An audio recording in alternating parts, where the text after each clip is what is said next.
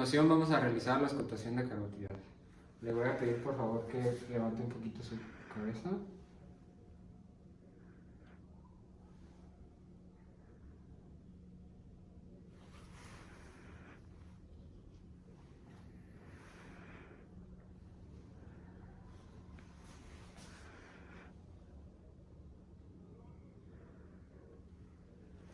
Ahora de manera comparativa.